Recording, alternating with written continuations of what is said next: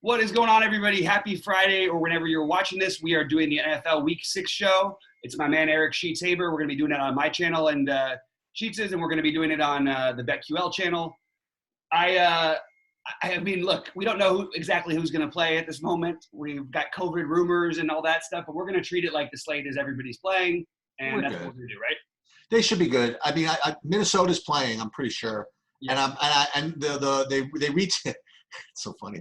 They retested the Colts and they were all negative. You know what? I'm not in the mood to be one of those guys that dispute the validity of some of these tests. You know what I mean? It just seems pretty suspicious that threatening to cancel the games. Well, actually, it was negative. You know, watch when certain personnel and certain players are banned from the facility, but they really didn't.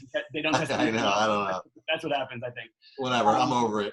Yeah. All right, man. Well, let's call up your screen and let's get into some different types of ideas. Yeah, and we could go game by game. We could go game by game. I'm prepared for that this time if you'd like. All right. So let me get. But I'm not prepared. Not prepared. I'm going to get my screen. Let's see. Share screen and. So just so you know, by the way, I got, I don't know if anybody cares who's following this. So I did get second in that 2+2 last week. That's 2 straight weeks of cashing, which is good. A win in a second. And more important, it gets me in the top, I think the top 3 after 14 weeks, advance to the playoffs, where a lot of 50, 60% of the money is. So I'm in third now, despite 1 week being coming in last.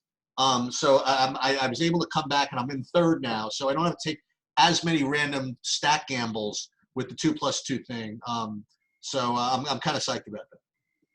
That's awesome, man. Yeah. Obviously that's a tough field and, it's always good. You've done well in it before. So that's big. That's good stuff. I'm playing probably a little bit less this week because I just feel like there's a lot of, I don't know. I'm winding baseball down. I'm in a little depressed mood over the Dodgers, which some people would go, let's go heavier. I'm a little bit on the, ease up, Bobby. Let's not go crazy on this week. But I do have some pretty strong thoughts, and I'm going to definitely be playing, a few thousand spread out between the sites anyway. All right, so Baltimore, Philly. What do we got here? Because I think we're going to get very low ownership on this entire game. Yeah, I certainly agree with that. The question is that warranted or not? I know it's definitely lower ownership, but sometimes it's for a reason. I guess it's almost stupid to just automatically throw out Lamar Jackson, right? I guess he's always in play. I wasn't going to get to him this week. I was just going to be more concentrated on other games. So if you want to talk me into him, kind of feel free, but I really wasn't going to. And then on the I really didn't have anybody else on that side. And then on the Philly side, I mean, I really wasn't going to get there. I mean, you could play, you want to play Miles Sanders? You want to play a running back against Baltimore? I don't know, man. Want to play Fulgham at 4,400? I suppose you could do that. It's funny. I really didn't give this game that much thought. You have interest in this game? I'm never not going to have interest in Lamar, and I think he's had his absolutely floor of a season so far. Only 1 rushing touchdown this far. It's very unlike him. And I don't believe in Philadelphia's defense one bit. I don't think that I think their offense makes them bad partly, but that lends itself to them having plenty of possessions. I still think we haven't really. I mean, look, they beat the hell out of Cincinnati, but that was really the defense beating the hell out of Cincinnati. We haven't really seen that hammer game from this team yet. Yeah. And it was very clear, it's sort of like we talked about last week. I thought that they did really try to get Marquise Brown off last week, even though they were up big. They were trying to get him some targets and touches, and it worked a little bit.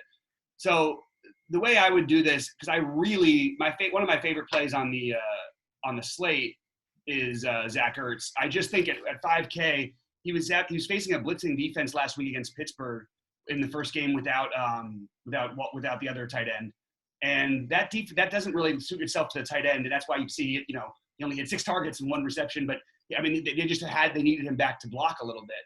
So I think Zach Ertz is one of the best plays on the slate. I think he's one of my favorite tight ends, if not my favorite tight end.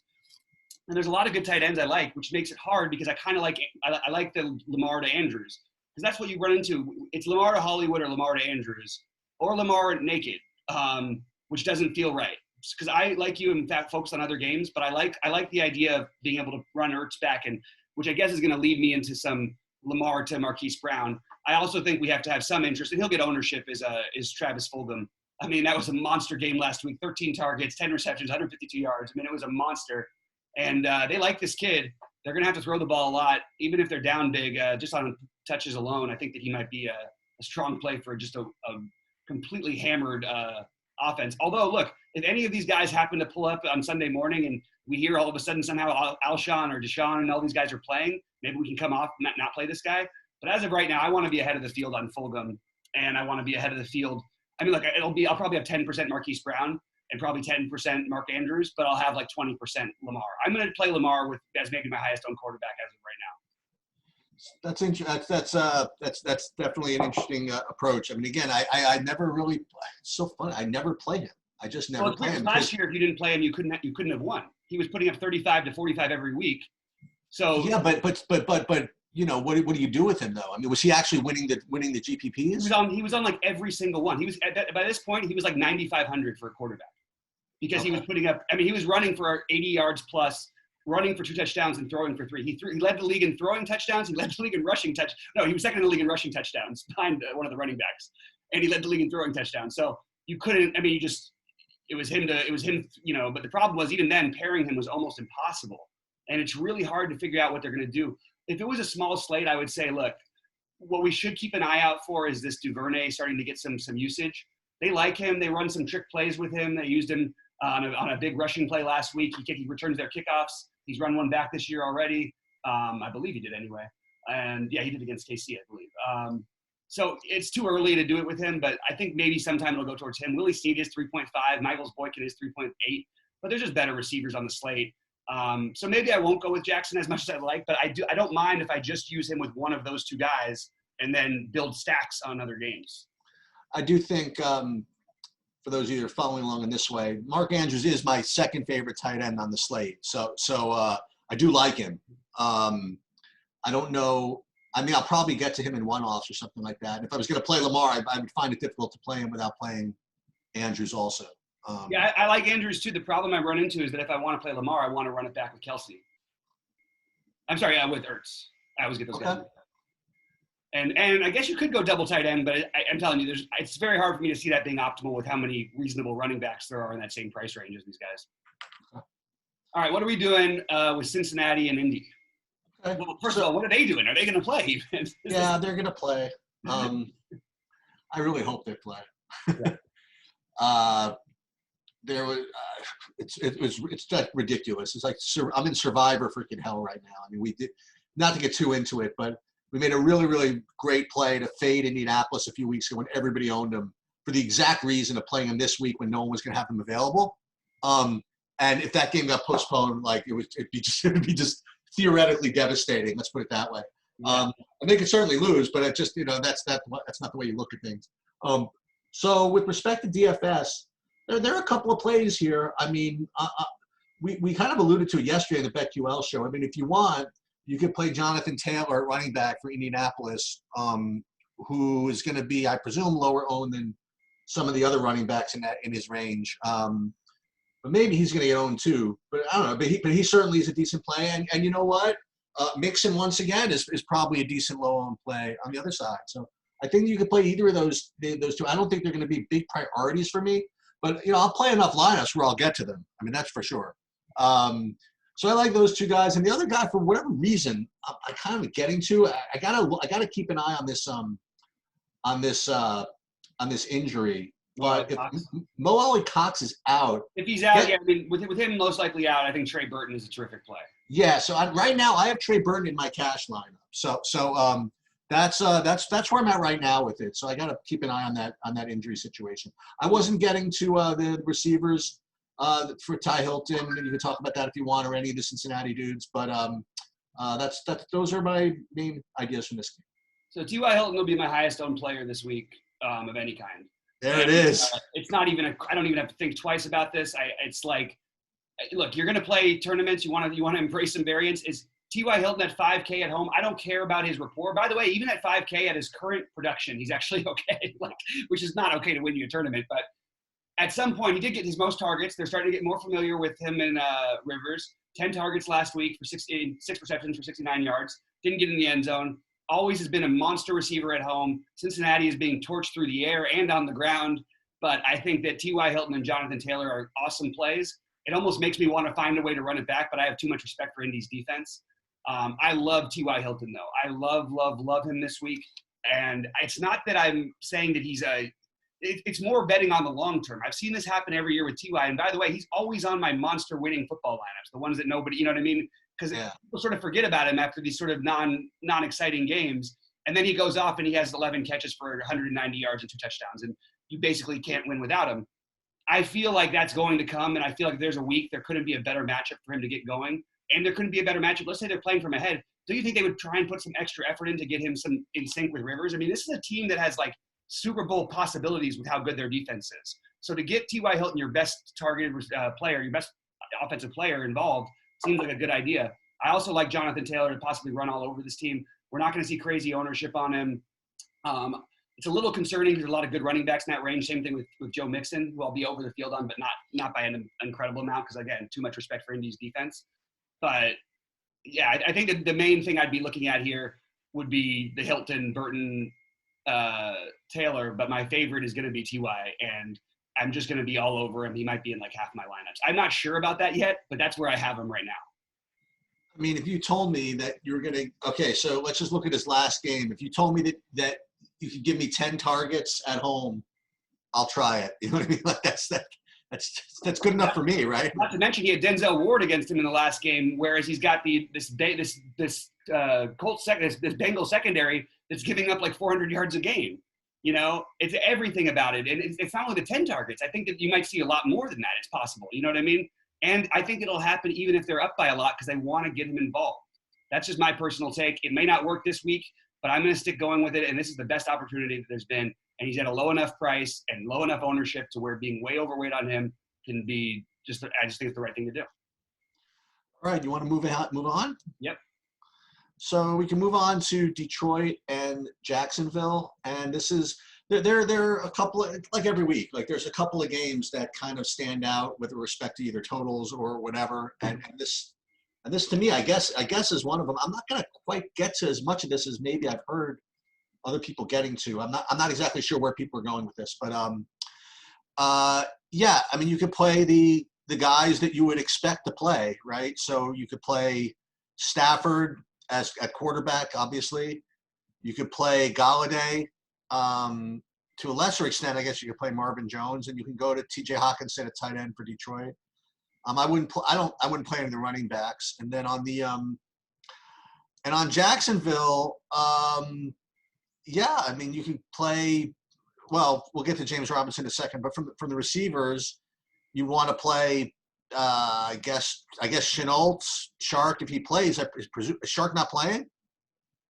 I don't think we have official word yet, and as of right now, I'm assuming the projection systems are assuming he's not. Let's put it that way. I mean, if he's not playing, I mean, Chenault, among others, you know, just becomes a pretty strong play, right? So Chenault, I guess Keelan Cole was getting work last week. So these two guys. And James Robinson, as I mentioned kind of yesterday, I mean, he's really good, man. He's really good, and Detroit's defense is not the greatest, and you know he's one of those guys in that same price range that you can play. I mean, he's going to be owned, but he's not going to be owned as much as Madison, especially if Cook is out for example. You know, so you could certainly play him. But again, I don't know. I mean, I don't know if I'm just going to get to some other games a little more, but I guess this game is fine if you want to play the guys I mentioned. Where I'm at, I feel a little bit the same way I did about Houston and Jacksonville last week, and staying away from that game turned out to be a pretty good decision for the most part. I certainly understand Galladay, but he's going to be very high owned, and that's fine. He's in a great spot. I like him. I don't mind if you want to, like, I'm going to play some non-chalk, so I can play Galladay and Robinson in one lineup, and Robinson's not going to be that highly owned. So I don't mind just having those two guys as sort of the guys who stand out to me in this game. And if you want to play Chenault, go ahead. I think that's fine at 5.2. Again, I stand with Ty personally, but that's just where I'm at. I'm not going to get into the Hawkinson thing really. I'm fine with it, but again, just not. There's other games I like better. You said it well. I'm not that into this game except for Galladay and Robinson. They're the only ones who I might be. I'll probably be at the field on Galladay, and I'll probably be double the field or near double the field on Robinson. Okay, you want to move on to the COVID game? I mean, the non-COVID. The other COVID game. The non-COVID, non-defense, non-coaches game. Yeah. All right. So, Atlanta, Minnesota is gonna get a decent amount of ownership, and probably for good reason. I mean, Atlanta hasn't stopped anybody since the Eisenhower administration. Yet on the other hand, Dan Quinn being fired, the idea, okay, is that team is going to play better for a new coach, and that's why people played Houston last week. One of the reasons was they were playing, for a new coach if Bill O'Brien fired. Now Houston didn't put a bazillion fantasy. I guess they did. They did fine. I mean, actually, Cooks blew up. Now that I think about it, so they did fine for their new coach. So people were just presuming it's going to be the same thing. I guess it makes sense. But even if this weren't for a new coach, I would still probably have interest in Atlanta. They're probably going to be behind. They don't run the ball. Ryan's going to just No, they do. This is the problem sheets. That's the issue. They haven't thrown for a touchdown in the last 3.5 games. Yeah, but they're going to be forced to throw the ball. Is what I'm saying. They haven't been in every game. They've been forced to throw the ball. The only touchdown. I'm sorry, Matt Ryan hasn't thrown for a touchdown. Yeah. Russell Gage has thrown for touchdowns. You know what I mean? They can't. They just literally have not done anything through the passing game in the last bunch of games. Sorry, keep going. Yeah. So on the Atlanta side, Ridley is kind of the man. I don't know if I'm going to go back to the Hezekiah from last week. And I don't know if I'm going to go to Gage, but I can certainly play a little. I can certainly play some Ridley. I can certainly play Ryan to Ridley. I have no problem with that. And Minnesota side is where I guess all the ownership's going to go, I suppose, because you're going to have Madison, especially. I presume the Cook's going to be out. I don't know, but Madison's going to be just pretty chalky. And I don't know, man. It's there's been a lot of like kind of coach narrative speak, which is kind of a little fishy. Like they were asking. I don't know if you noticed this. They were asking Dalvin Cook about Madison, and Dalvin Cook said, "Oh, dude, he's just a bigger version of me. He's awesome." You know what I mean? And let's not start believing all the BS just quite yet. At if he becomes like that highly owned. Dalvin Cook. No, I know his game well. He is really good. Like that's not a question. He's good. He's good. And 200 is a running back, and those could be vultured. Mike Boone could steal one of the touchdowns from him. You know what I mean? It is the best matchup in the history of all of DFS football is running backs, especially pass catching running backs against Atlanta, and it has been for the last 3 years. So it feels weird to do it, and it's weird that every time a top running back gets hurt, the next game team's facing Atlanta. It happened with Carolina with McCaffrey and Davis, and Davis went crazy. So I will definitely be below the field on Madison. There's a lot of good running backs out there. This is an incredible spot. It scares me a little bit to fade him, but there's a lot of guys I feel I can get points from who are a little bit cheaper. And to play him at just ridiculous chalk, I just think I want to be below the field on that personally. I'll tell you this. I'll tell you. We need to know about Julio, by the way. We didn't talk about that. That's the issue for this game. Oh, you think he's got a chance to play? He's got it. I'm looking at 2 projection sites right now that have got him with a 15 to 18 fantasy point projection. Okay, so maybe he plays. If he plays, would you play him? Yeah. Well, there you go. I like these. I don't think either of these defenses are very good. I don't think Minnesota is quite as bad as they seem, but they are pretty injured. So, you should want pieces of this game. So, Thielen, I guess, makes a lot of sense also. But again, another really high-owned receiver at an expensive price. Ridley, if Julio's out, will be really popular. If Julio's in, I don't think people are going to play Ridley. And I would be willing to take that shot, considering especially Ridley's had his best games for whatever reason when Julio plays. I don't really know why. It's not a good logic. And then I also would go back to Russell Gage if Julio's gone, and Hayden Hurst. Those are the guys who I would try and focus on who are going to be a little lower owned in this game. Not interested in Todd Gurley. Justin Jefferson, again, you can he's going to be 10% owned, take some shots there. I would play a little bit of Irv Smith for Minnesota. He's the really, really cheap punt pay down at tight end, who's been getting a little bit more of the work than Rudolph. So I would consider him, but none of it feels, especially exciting considering the game is this big shootout because I'm trying to stay away from too much of Madison and Thielen. I guess if no Jones, Ridley, then Gage, is my favorite plays, then Hurst, and then and Zacchaeus, by the way, is back in play if Julio's out. Zacchaeus has got to be in play if Julio's out. I don't know. Actually, let's keep an eye on this one because we could see his ownership balloon again, but maybe people won't go back to him after the dud game. They won't. I think that if Julio is announced out, he still might get some ownership, but it won't be high enough. So let's get a little bit of Zacchaeus if Julio's out. I'm just making a little note here. Yeah, I just want to say that, I mean, Thielen is a really, really strong play.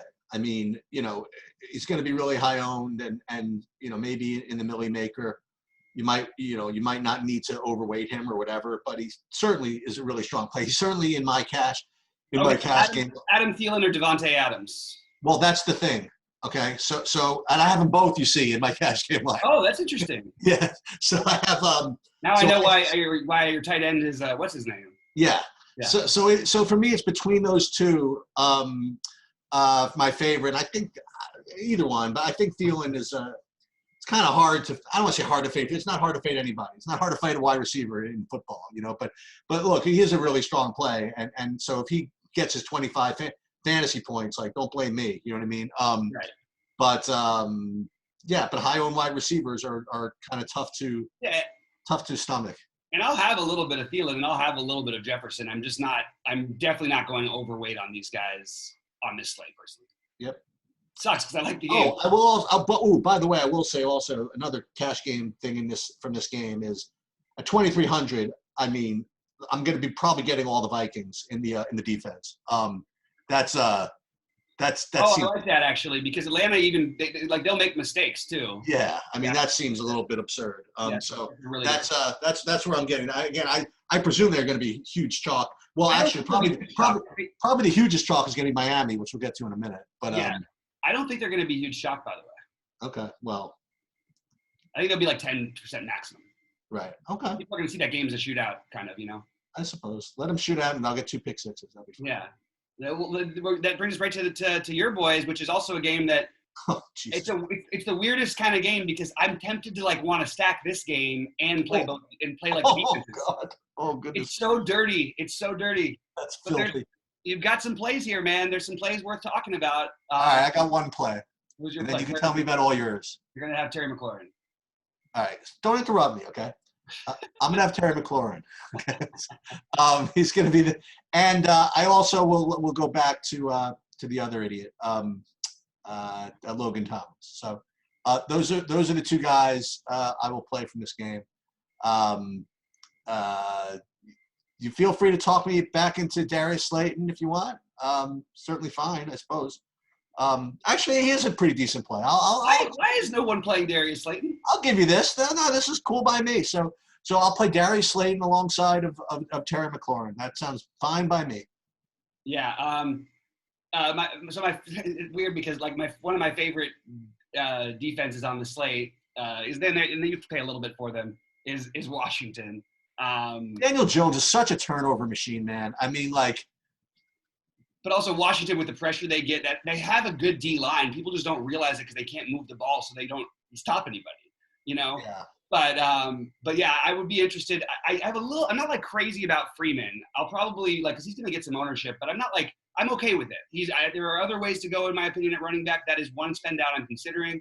I prefer Antonio Gibson and play the hero home run upside. I still think this kid is going to have an absolutely monster. I mean, he's been good. It's not like he hasn't, put up decent games so far and gotten the usage. I think there's a good chance he really breaks through in one of these games, and this could be a great spot for him. And you're going to get low ownership again. This kid's incredibly talented for anyone who doesn't know, which is why people still, started kind of playing him a little bit. But Gibson, McLaurin, and then Darius Slayton on the other side, as well as Evan Ingram, are all extremely high plays for me this week. Especially Slayton, because I can't have too many tight ends. I've got so many tight ends. Because I like Ingram and Thomas in this game. You know what I mean? And I think for me, it's Slayton, McLaurin, Gibson as my favorites in this game, with some Freeman, Ingram, and Thomas. That's sort of where I'm at. And I don't mind if people want to go Golden Tate. They're going to have to throw the ball underneath a lot, against the way that they play press on D in Washington. So Golden Tate might get a chance for some bubble screens and some of those kind of things. But there's just other plays on this slate that are better. Okay. Talk about Dontrell Inman because no one else will. I don't even know what team he's on. He's on Washington, and he's only had one game of any note this year, and it's because he scored 2 touchdowns. But they don't have a lot of guys to like run routes. Like, you know what I mean? I don't know. It's Inman is clearly their number 2, and he's 3.6K, and it's just sort of like, I don't know. I'm probably not going to get to much of him. I'm just thinking about on this. I just think this is like a sneaky game where like Slayton and McLaurin are too cheap in spots where I expected to be 2 of the better receivers on the slate. So I really like those guys. What you got over there, Sheets? You're calling up. Oh, sorry about that. I didn't know that was cool. No worries.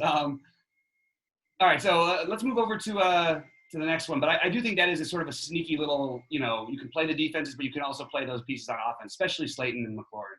Okay.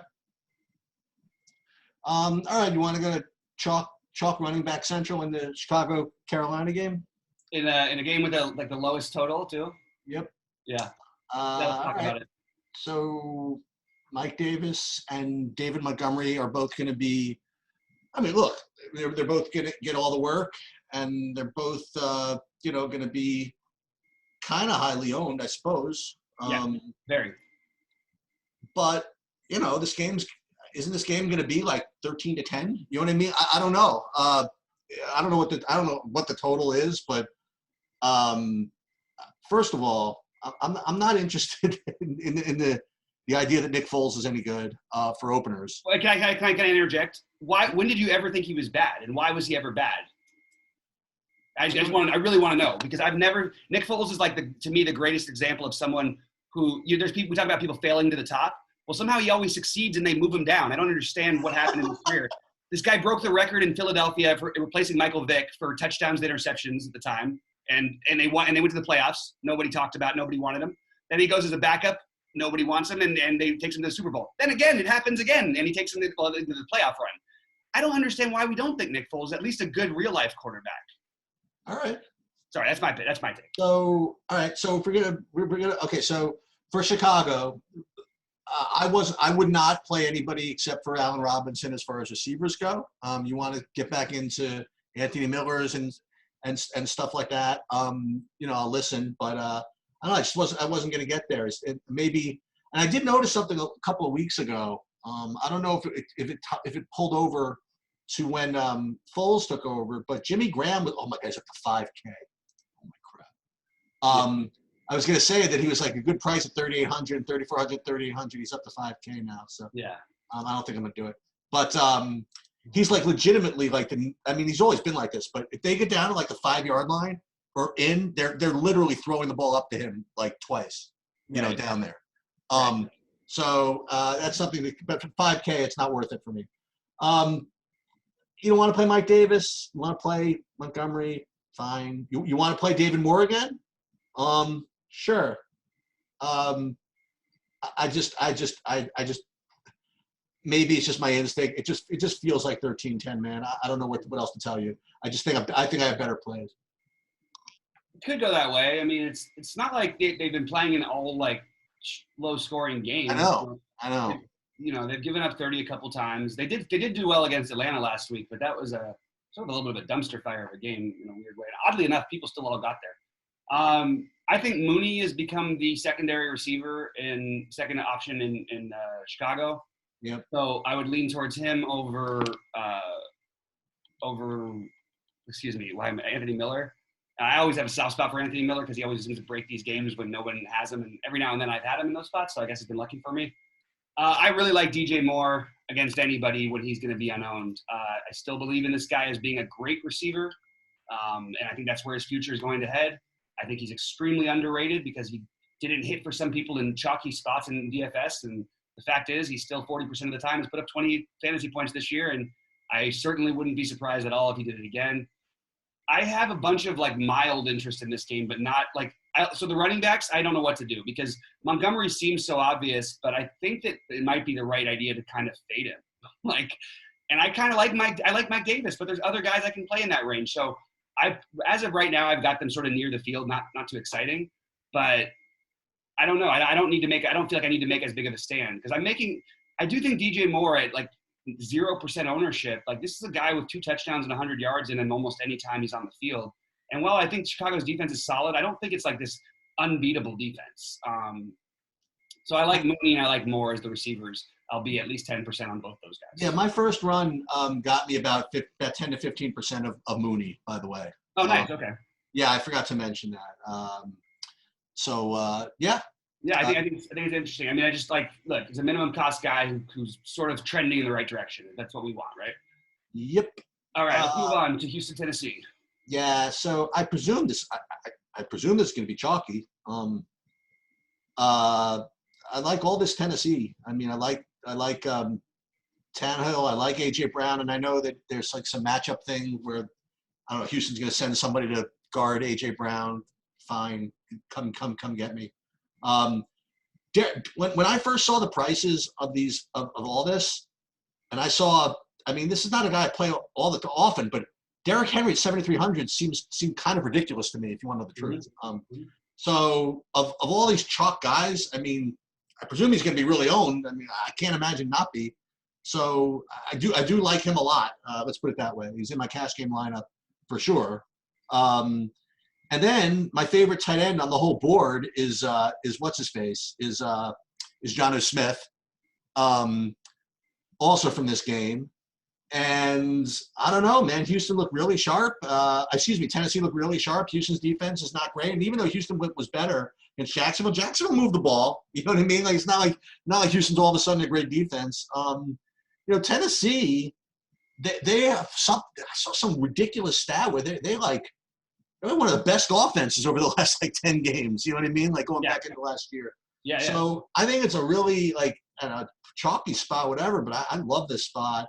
And then on the Houston side, go right back with Fuller and right back with Cooks. And you know what? The tight end you got to watch for, if that Akins is out again, you can go back to a combination of Fells and the Ferkser, by the way, who was my showdown guy. But they were looking for him. I mean, they looked for him in the end zone. They looked for him down the field a little bit. So if you want a guy that I don't know if he's going to get played or whatever it is, but my first run's got a lot of him actually for some reason. Wow. Yeah, I would way prefer. I think it was Trey Burton we talked about, and the other 2,500 guy. I think is better plays, but Ferkser is a really, really. I don't know. That might be that's one I would probably try to just X out if I were you. But yeah, all right. I'll even if he gets a touchdown, like the odds of him getting 10 fantasy, he could get a touchdown and still have less than 10 fantasy points, most likely. Maybe. But I do like. First of all, I would only do that. Yeah. Okay. Yeah. We're talking about if Akins is out. I would just go to Fells personally. Wait. No, I'm sorry. That's the other side. I got both tight ends mixed up for a second because I had both teams. Yeah. No. I would look for Fells, but I'm sorry. I meant to say I would play Fells on Houston. But on Tennessee, I would consider Ferkser. Jonnu Smith is definitely my favorite though overall. Yeah, he's questionable again. I just want to keep an eye on this whole thing. Yeah. I think he'll play, and assuming he does. Okay, so the right thing in this game is to not play it, in my opinion. I think this is an obvious spot where you have a team playing on the shortest week in the history of football. I know they didn't have to go on the road. I know they've been at home. Something about it just feels wrong that there's going to be this kind of ownership on it. So I'll be below the field on A.J. Brown by a long shot, even though the price is amazing. I do like Derrick Henry, though, anyway. I think you might see what a difference. What they've done is everybody's been stacking the box against them, trying to dare them to throw, and all they're doing is having these absolute monster throwing games every time. You know what I mean? So I'm not going back to the Tannehill thing this week. Okay. I will play Derrick Henry. On full slates, I don't think I can. I get it. I actually think Tannehill's good in real life, but I don't think I can play him because, I mean, also what happened, what we forget is like when Tennessee's got it going and what their game plan is really to try and do, except for that everybody's overcorrected and they've sort of gone the other way. They want to play the slowest game possible. They want to play ball control offense. They want to run the ball 45 times if they can, and they want to throw it 15 if they can. But if you're going to stack the box, they'll throw it sometimes. So you're going to have some opportunities. Those kind of games are not games I like to stack personally. So I'm going to get away from this one. I will have pieces of it. I'll have Derrick Henry. I'll have some shares of Jonnu Smith. I'll have a little bit of C.J. Fuller, a little bit of Brandon Cooks probably will sneak in there. David Johnson, which is really odd because he's actually showing up as a really good play by the numbers. Him not being high owned is not something I was expecting. I was expecting him to actually have ownership. So now that he doesn't, I'll have a tiny bit of interest in him. So, yeah, I guess it's just mostly the running backs for me in this one. And And I just would be careful about putting all of your investment into this one just because of what Tennessee can do. They can control the game and keep your offense off the field for 9 minutes at a time. It's hard for that shootout thing to happen. And as much as Tennessee's been great for the last while, I don't know if Tennessee's ever been on a slate that was on a game stack that won. I just think it's hard. That's my take. But just a couple of not retorts, but a couple of just things to think about. First of all, with respect to the short week, people have played on Thanksgiving before. I'm sorry. Yeah, you're right. Not the shortest. Sorry, the shortest Sunday week. Thing is that two other things about that. One of the things is that remember that they were off like 17 days before their last race, before their last game. So they've been pretty well rested. And the other thing is that I don't know if you noticed this, but when the game was kind of getting to be in hand, they really started to rest people with an eye towards having a short week. Like Derrick Henry was basically pulled in favor of that Nichols guy like pretty early. You know what I mean? Yeah. And some other guys, you know what I mean? So I think that they were smart about their approach to last week's game. So I'm not as worried about that. And yeah, like you said, when's the last time Tennessee was on a winning slate? Maybe it'll be this week. We'll see what happens. Yeah, we'll see what happens on that one for sure. All right, you ready to move on to the next one? Yep. So Cleveland, Pittsburgh. Man, these games are always kind of tough to predict, these Cleveland-Pittsburgh games, These games have ranged from shootouts to ugliness for the last, 50 years. You know what I mean? Like, it's just when these teams get together, and not to be too narrative-driven, but just, you never know exactly what to expect. So, first of all, I do not want to play Kareem. I knew you were this. What's that? You don't play anybody, right? I do not want to play Kareem Hunt is what I'm saying. Oh, okay. He's not going to be known, so it doesn't matter. I am not particularly in the mood to play any running backs against Pittsburgh right now. I agree with that. Just not interested. Now, with that said, I mean, Mayfield is slinging it. Beckham is, I hate to say Beckham is back, whatever it is. I don't know if he ever really left. But,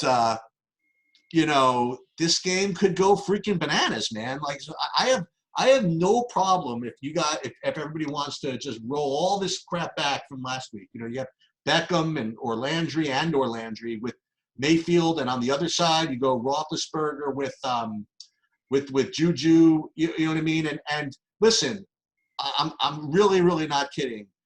Before everybody just presumes that whatever his guy's name is, Chase Claypool. Yeah, before everybody presumes he's a total sucker bet and nobody's going to play him, okay, I will just tell you that if I'm the quarterback of a team and I'm a coach of a team and a dude freaking had 4 touchdowns last week or whatever, I'm throwing him the ball. You know what I mean? Like, it's just happening. Especially this is what Roethlisberger loves. He loves burners. These guys, we've seen this story a million times before. And they've all, what's turned who those guys were those million times? It was guys like Emmanuel Sanders. You know what I mean? It was guys like Antonio Brown. This team is just incredible at drafting wide receivers, but that's the real play to me is Deontay Johnson if he plays. Absolutely. I will make Deontay Johnson in at least a quarter of my lineups if he's good to go. I love this kid. I love Claypool too, but you're going to get lower ownership and a cheaper price on Johnson. I can't get away from it. Yeah. So I'm going to be very high on Johnson, assuming he plays. I'm into this game, man. This is a spot where I am ready to attack a little bit. I'm ready. The problem I'm finding is that it's not like there's any one play that other than Johnson that I feel like in love with, and that's if he plays. I think that it's really interesting that no one's going to play Juju because of the numbers this season. Oh, Eric Sheet-Tabor will be playing Juju. I like the Juju idea, and I like the Claypool. I like mixing these guys in, and I love playing Roethlisberger here. I don't mind doing it with Roethlisberger, run it back with Baker. I'm sorry, not with Baker. Run it back with OBJ or Landry. And you also use the Steelers' defense, so you get the pick six that is going to come from Baker at some point. I personally, I'm very high on Roethlisberger and a game stack here. I've been waiting for this eruption. I'm excited about this matchup. I like both defenses in general, by the way. I think you should have it. Roethlisberger will make mistakes too. He'll turn the ball over. He'll throw it away when he's being brought down. So you can take both defenses in this just separate from this game. But I'm finding that I have a lot of 10 to 15% interest in the players, and that doesn't feel as great as I'd like it to. Eric Ebron is a guy we didn't talk about, but I really, really like Eric Ebron. He's one of my favorite tight ends this week. But again, I only have him like at 15% because I like the other guys a little bit better. Jarvis Landry is another one. I just think gets overlooked. 4.9K, starting to get back mixed into the offense a little bit more. They should have to throw the ball a ton. He had 9 targets last week. He's had 15 and 13 real-life fantasy points, and he's going to have like 1% ownership. And OBJ can break every slate that he's on, and we know that. So let's take some shots. The thing that's going to happen, though, is what I keep trying to go through is Pittsburgh's going to blitz more like they do, more than anybody in football. Baker's probably going to make mistakes, but on top of it, is the guy he's going to go to the safety valve, is it going to be – to me, it seems like it would be Jarvis Landry. Might get like 10 catches. Yeah, he's going to heave it up for Odell. He's totally going to. Maybe he will, but it's going to be harder for him to have time to do that. That's true. And they'll run little set screenplays for Odell and all that stuff, but they'll run those for Landry too. And they'll use Landry as sort of a safety valve, in my opinion, to deal with the blitz. So I actually like that idea. And because of this thing only, I don't like running backs against Pittsburgh, but because I'm into the game, I'm going to have like a 5 to 10% of Kareem Hunt. It's not going to be a big priority play. The one last guy I wanted to mention was Austin Hooper, another tight end. I really like a lot of these tight ends this week. I'm not saying the double tight end week, but I think you're going to get a good productive – you're going to get like a 4 or 5X game from a number of different guys, I think, kind of a thing. And Austin Hooper is one of the guys who has that – maybe not 4, but 3, maybe 3 to 5X for him. He could score 15 fantasy points very easily, and you'd be happy with it at 3.9K. And I think that's a really good spot for him to do it. But I would side with like – Ebron at 4,100 a little bit more. Ebron, first of all, has got incredible talent, just never used to be able to catch the ball. And Cleveland, historically and with the way they approach their defense, they should be bad against tight ends. They leave the middle of the field wide open. So Ebron stands out. All right, you want to move on to the COVID rescheduled game? That's the Denver, New England? Yeah. Yep. So Denver, New England. So unless somehow Tom Brady and Randy Moss are back playing for New England and Peyton Manning is back on Denver, I'm not going to have a lot of interest in this game at all. I can't imagine doing it. I know everybody from this game is going to be 1% owned. I understand that. I just can't do it. I'm with you. Did you see what Jerry Jeudy tweeted the other day? I retweeted it because I thought it was bizarre. No, what now, first of all, this kid's 22 years old. He was a top stud. And he tweeted out this thing saying, save your body in your 20s so you can live well in your 30s. 100. They put like 100 sign on it. I'm like, that's the last thing you want to hear from your young stud receiver. He's 22. If he was 31, that would be a different story. But it's a very weird thing to tweet. I just can't quite get there for anything here. Like everything is blah. I actually think the one place that you could argue that a guy not who could blow up a slate, but who could put up a big number is Julian Edelman. Sure. But I mean, why are we doing it? There's just better plays, in my opinion. So I'm sort of with you on this. And I think, the Patriots defense has got to be one of the top spend up defenses, but there's a lot of good ones. So. Well, okay. I got something for you. What about Philip Lindsay at 4,200? I've thought about him quite a bit. I don't even know that I don't know what they're going to use him as exactly. Well, I'm looking at this.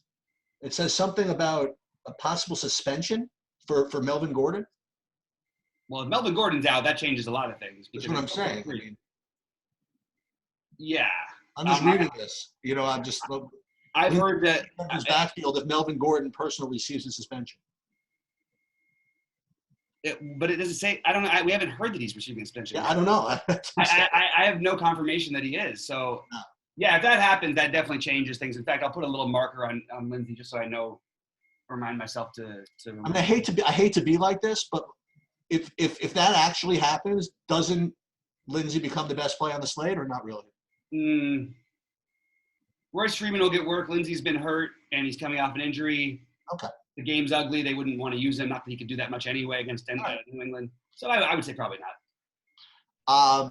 We'll see what happens. But if they do announce Gordon is he's still a good play. Don't get me wrong. He's definitely. I will say this: if Gordon is suspended and they announce that Lindsay is starting, whatever, with no restrictions, I think he's going to be the highest owned running back in the slate. We'll see. That's a big caveat, but okay. Yeah, well, I mean, that's very possible, right? I mean, like they said, he's going to be suspended. It's possible. We'll look at it. Okay. All right. So get to the last two games, and the first game is Miami Jets, and there's a lot in this game. I mean, first of all, Fitzpatrick is my cash quarterback. I don't know if he's popular or whatever it's going to be, but he's 5,900 and against the Jets defense, and I just think that he's going to be able to put up enough points to justify his score. That's the best way I can describe it. Also, I mean, pretty much everybody on the Miami side is very playable. Miles Gaskin is in a good spot. He'll probably get some ownership, and those receivers too. Parker and what's the other guy? Jasicki, Preston Williams. I mean, all these guys. I mean, they could put up some points. And I mean, on the Jet side, with Bell gone, I don't know. I'm not going to play any of the running backs or whoever they're going to roll out there. Was it Frank Gore? I don't know what they're going to do with that.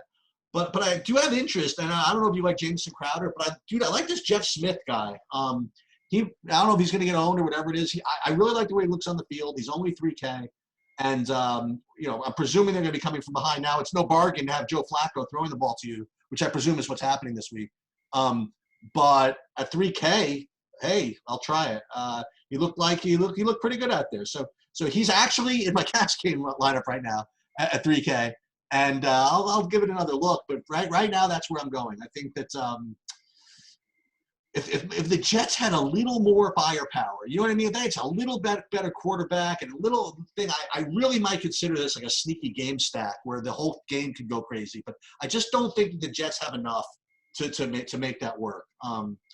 It's going to be probably just a kind of a Miami kind of easy win with not that much going on, but I do like Fitzpatrick as my cash quarterback, and I guess I'll just leave it at that. Okay, so I've been on this play for a long time, and I hit the nuts last week. I didn't follow through with the other parts of it exactly. I got it very close.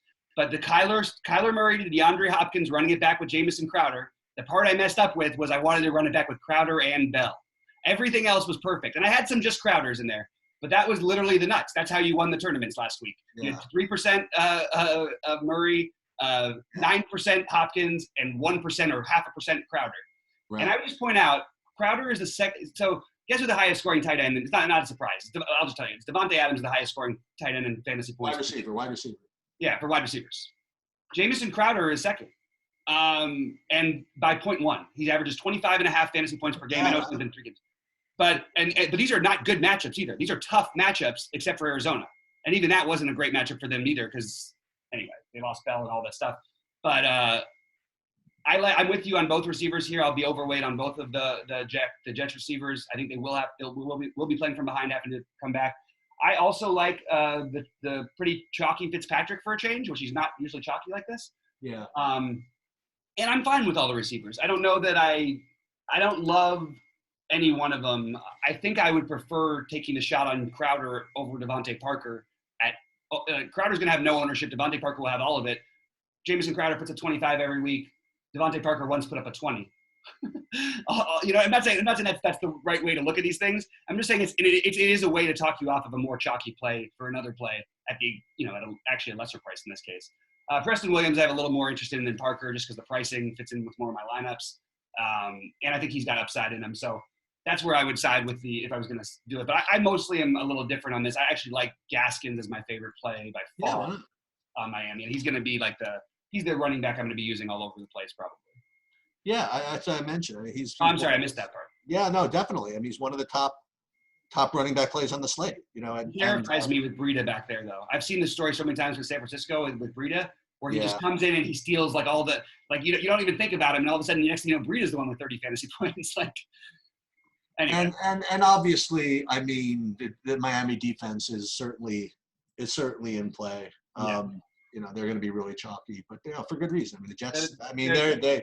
I don't know what they're going to throw out there. I mean, they confirmed, by the way, that Darnold is out and what's his name is starting. As of right now, that's what I've got. Yeah, it says Darnold out. I mean, God love Flacco for hanging around in the league, whatever it is. But I mean, it's rough out there for him right now. Well, there's one thing the guy can do though, and that's throw the ball hard and throw the ball far. Yeah, look at him. He's a very, very good-looking young man. Still, he looks like it. He looks like he's ready to do whatever. Yeah, I mean, who was that other guy? Who was the guy that wasn't Flacco? Who was the guy that always had the cigarette in his mouth? The guy from the Bears. Crap. Wait. He was on the Bears. He played for Vandy. Who was the quarterback for Vandy? I know who you're talking about. Yes. Right. What? It's driving me crazy. What? You figure it out? Jake. Yep. Why can't I do this right now? Cutler. Thank you. Jeez. Cutler. Right. Embarrassing. Right. All right. Yeah. So, hey, Flacco won a Super Bowl MVP or something like that, right? At some point? He won me a bunch of money. I'll tell you what. I bet I doubled and tripled down on that team that year to win the Super Bowl. And I've never done that before on a team. I bet him before the season. I bet him during the season. And I bet him during the playoffs. Oddly enough, though, their worst odds of the whole season were the second round of the playoffs to win the title, which is the weirdest thing I've ever seen. All right. So Tampa, Green Bay, last game. All right. So it's being billed, I guess, as Brady versus Rodgers, which good for the NFL to get this game. You know what I mean? Like they're gonna market it really well. I don't know. Like Davonte Adams is certainly a really, really good play, but I don't know, man. I don't know if I would go too crazy with any of this. So Aaron Jones also looks to be like a decent play, but I don't know if I want to be screwing around with the Tampa run defense either. So I don't know. I'm probably going to be underweight on this game in general. Like I'll have Adams in, where I can use him just because, I mean, his target share is just so big, that it's kind of hard to not use him. But I don't know if I'm going to go too crazy on this. Ronald Jones? I don't know. I mean, you have a lot of interest in this game? I think it's interesting. I think Tanyan again, but it's just too many good tight ends this week. I love Davonte. Whenever you never get this guy less than like 30% owned, and you know me, I'll even go overweight when he's 30. There's just not another receiver that has his ceiling, floor, everything combined, in my opinion. And what's crazy is because of the love for the guys like, that Thielen's and that this week, I think you're going to see less ownership just on Davonte by the way the slate's going to play. So I'm very into Davonte at low ownership, and I am totally good with running it back with one of the other guys from Tampa Bay. My lean actually would probably be Godwin. Sure. But I think it's pretty close, and could see it going either way. I don't mind a Brandon Rodgers to Adams. Or you can even throw Tanyan in there if you want to. The one weird guy I'm going to mention, and it's not just because he played well on the Monday night game. It's because of how they use him at times. I think that I'm not going to do it. And I'll do it in my millionaire lineups. I'll probably throw him in one or two, but that's Jamal Williams. I just think that they used him enough as a receiver. Now they won't do it as much probably with Adams back, but they were lining him up out there. They were playing him over Aaron Jones in certain spots. I'm not going to go crazy with Aaron Jones this week. I don't like this matchup at all, even though I love Aaron Jones as a running back, and I think he's awesome and usually underowned. I just think that both Jones actually I'm a little bit lower on, even though I like them in general. I think Ronald Jones is the better play than Aaron Jones. Okay, that makes sense. I mean, again, I'm still on the idea that Tampa's not bad. I think they're pretty good. No, everybody thinks they're pretty, but that's agreeing with you. Oh, okay. No, I remember when Brady, when they first picked up Brady when we were in the quarantine, I'm like, I think Tampa's gonna actually be really, really good this year. So hopefully. Yeah, no, a lot of people on it, but I mean, I'm telling you right now, I'm a little surprised they're only a 1-point dog in this game against what the team that's been the best team in football so far. Who is? The Packers. The Packers have been the best team in football. The Packers? Yeah. I didn't even notice that. They've been by far. Rodgers has been the best player in football too. They're just hammering everyone. They're averaging 40 points a game. they're going to put up points in this game. There's just no way, no defense really? Right now. All right, so Rodgers doesn't have like games like that too. They don't have like duds where they put up like 17 points ever. so I think Rodgers to Adams. And by the way, all the hey, we're playing their defense and all the Rodgers saying the right things politically and all that stuff. This is one of the most competitive human beings to ever play like any sport. He's a lunatic. He's an absolute lunatic. My ex-girlfriend's brother used to play pickup games with Aaron Rodgers' brother. And Aaron Rodgers would come out there, and play, and he'd beat the hell out of it physically. Try to hit people with elbows. He didn't care that he was a football guy. He was ready to go. And I just think like you have him in a matchup, even just like him knowing what the perception will be about playing against Brady. Because like they did, like when they drafted the other kid, look how he comes out first week 1, throws 5 touchdowns. he's a guy who you can play those narratives with a little bit. So I do like Rodgers to Adams here a little bit as a stack. So do you know what would be just a great thing? So in light of what happened last week or whatever, that if Brady has just like a great game, throws 4 touchdowns, and on his 4th touchdown pass holds up the number 4 up to the camera. for last week, holding up number 4, thinking it was 4th down to the referees. That's really funny. That would be pretty good, right? All right, so real quick sum up sheets. What are we gonna do? So what do you think your favorite quarterback thing is, or at least one of them? Yeah, so I'm gonna be gross. Not gross. And stick with and say Tannehill and that Tennessee stuff. I thought you were saying else. That's gonna be my deal.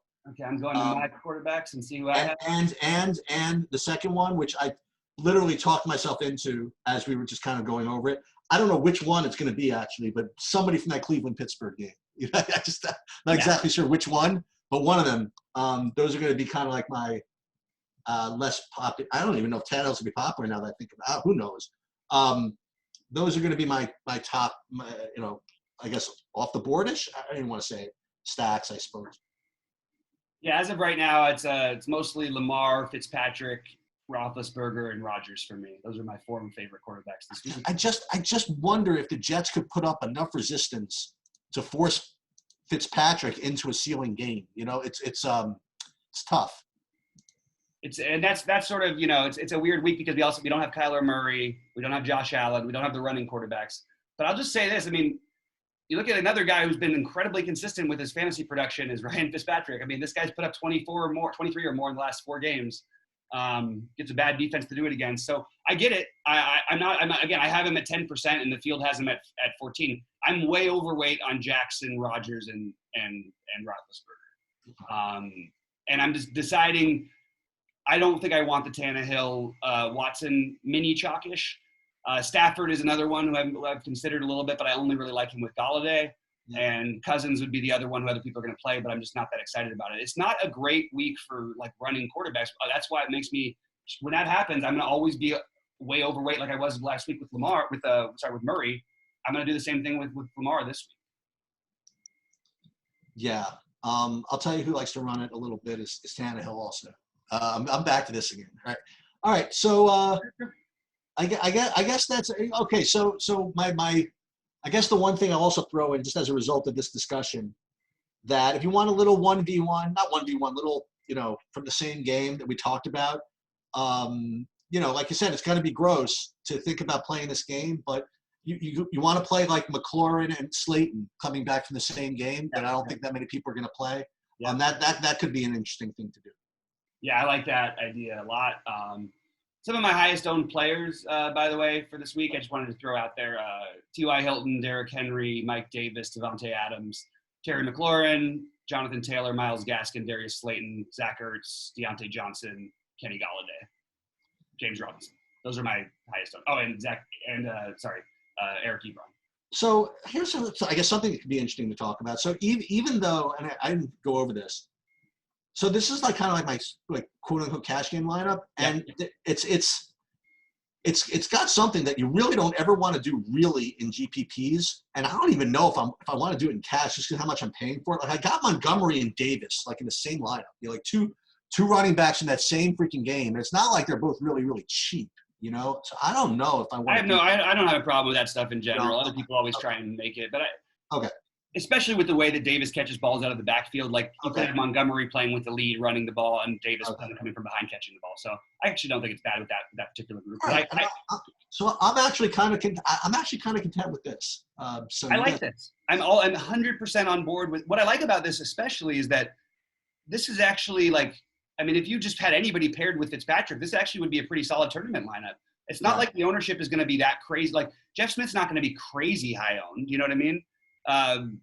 Or you could just make a couple 1v1 pivots and turn that into a tournament lineup pretty nicely, actually.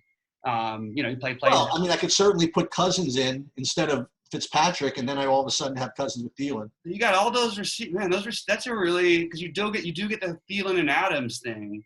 So this is not what people usually do in cash? No, this is pretty cool. This is what I did. It is. It makes sense.